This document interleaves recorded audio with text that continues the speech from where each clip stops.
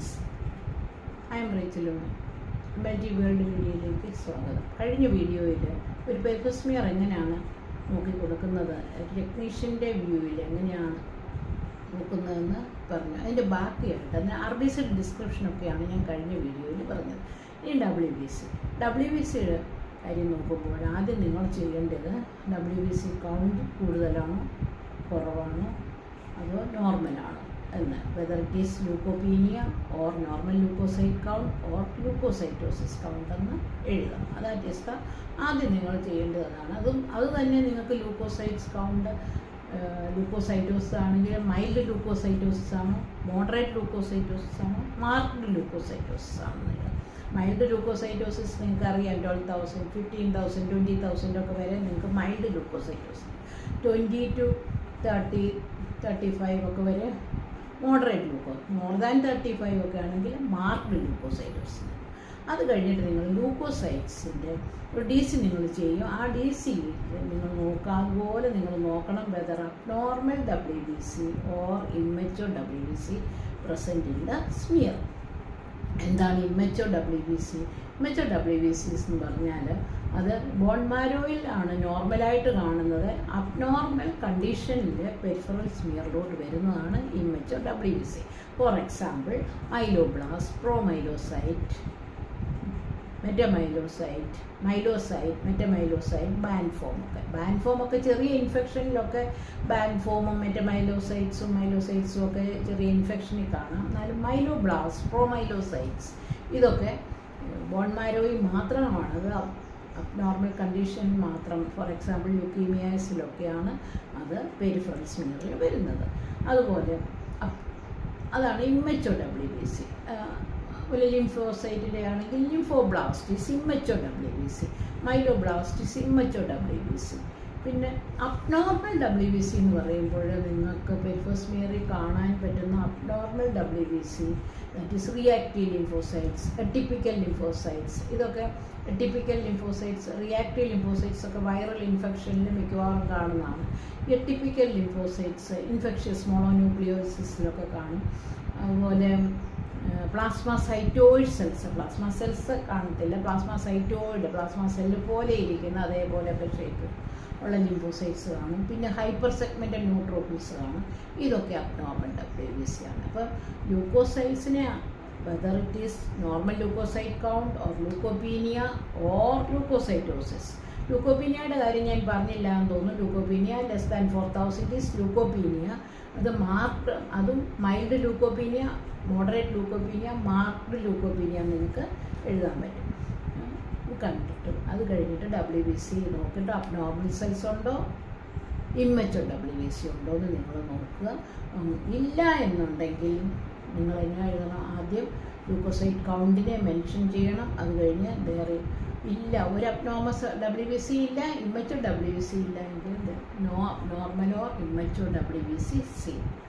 പിന്നെ നിങ്ങൾ പോകേണ്ടത് പ്ലേറ്റ്ലെറ്റ് കൗണ്ടിലോട്ടാണ്. പ്ലേറ്റ്ലെറ്റ് കൗണ്ട് അതും ഇതുപോലെ തന്നെ നോർമൽ കൗണ്ട് ഉണ്ട്, thrombocytopenia, that is platelet decrease, platelet is condition is called thrombocytopenia, increase platelet count that condition is called thrombocytosis. Thrombocytopenia നമുക്കറിയാം, മിക്കവാറും ഒരു അക്യൂട്ട് ലുക്കീമിയാസിലെല്ലാം ത്രോംബോസൈറ്റോപീനിയ ആയിരിക്കും.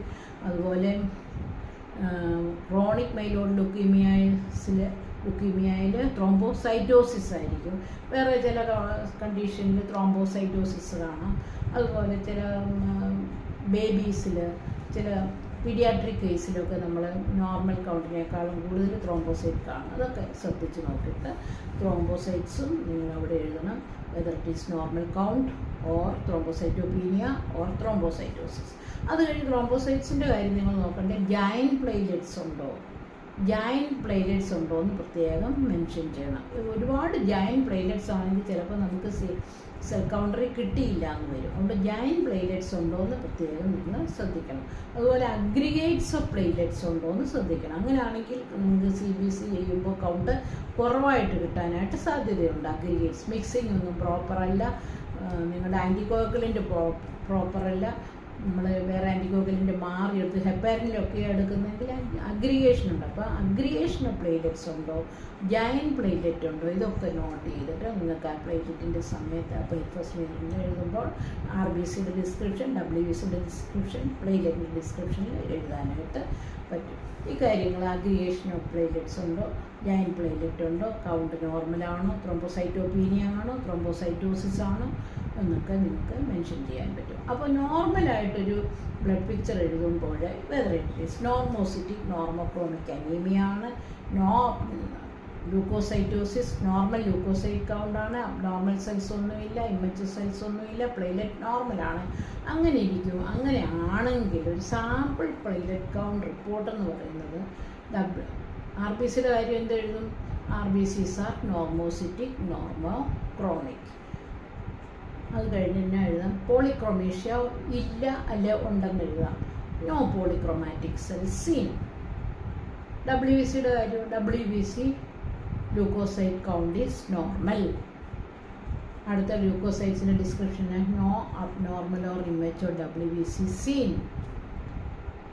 വേണമെങ്കിൽ നിങ്ങൾക്ക് അവിടെ RBCയുടെ അവിടെ നോ ഇൻക്ലൂഷൻ ബോഡി സീൻ എന്ന് എഴുതാം.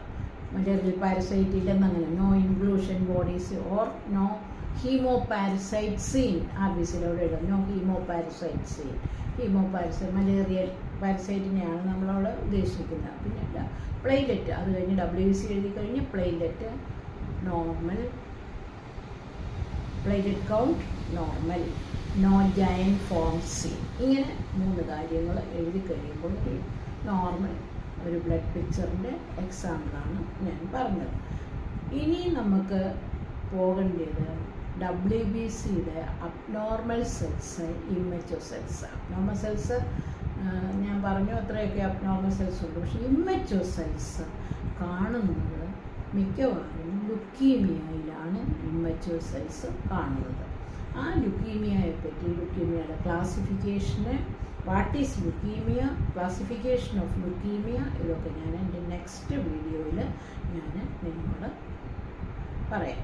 അപ്പോൾ ഈ വീഡിയോയുടെ താഴെ ഇതിൻ്റെ ഡിസ്ക്രിപ്ഷനിൽ കഴിഞ്ഞ വീഡിയോസിൻ്റെ എല്ലാം ലിങ്ക് ഇടുന്നതായിരിക്കും. അതുപോലെ കുറേ ഡയഗ്രംസ്, അനൈസോസൈറ്റോസിസ്, പോയിക്കുലോസൈറ്റോസിൻ്റെ ഡയഗ്രം ഒക്കെ ഈ വീഡിയോയിലിടും. അതുപോലെ ലുക്കീമിയയിൽ ഇമ്മച്വർ WBCയുടെ ഡയഗ്രം ഈ വീഡിയോയിൽ ഇടുന്നതായിരിക്കും.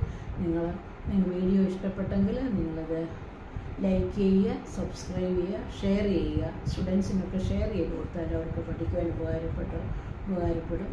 നെക്സ്റ്റ് വീഡിയോയിൽ ലുക്കീമിയയെ പറ്റി ഡിസ്ക്രൈബ് ചെയ്യുന്നതായിരിക്കും. Thank you.